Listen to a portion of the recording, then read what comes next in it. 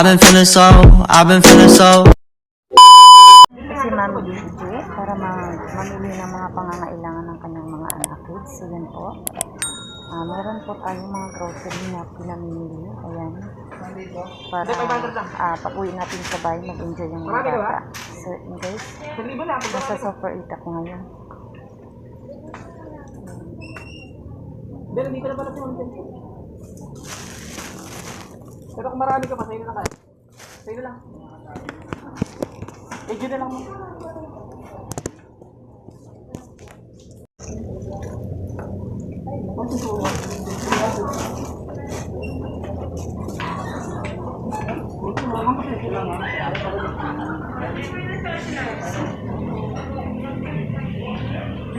Dapat yun, ma'am. Paglalagyan natin, ma'am. Ano na lang siya? Eco bag. Eco bag po? Opo. Ma'am, yung card niya, ma'am, expire na pala, ma'am. Expired na siya? Expired na siya? Tapos, ma'am. Sayang pala yung ano nito. Sige, okay lang. Wag na. Hindi nyo na po i-renew, ma'am. Wag na po. Kano ba yung bayad pag nag-renew? Ano, ma'am? Wag na lang. Huwag na po. Hindi ko naman din madalas nagagamit kasi.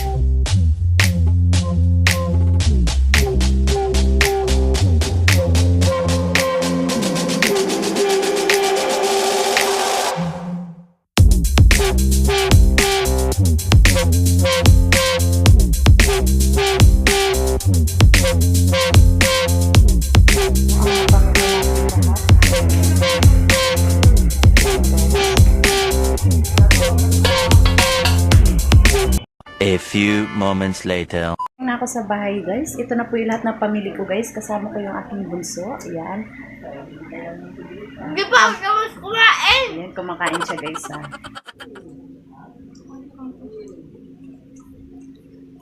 Ayan nak. Gusto mo yan? Gusto mo yan ate? So yan guys, nakarating nga ako sa bahay at ito na nga, nakapamili na ako ng lahat ng mga kailangan dahil rest din ni Ma'am CJ at payday niya ngayon. So yan, namili na tayo ng budget para sa bahay. Sige po. Yan. Meron tayong putas dito. Yan.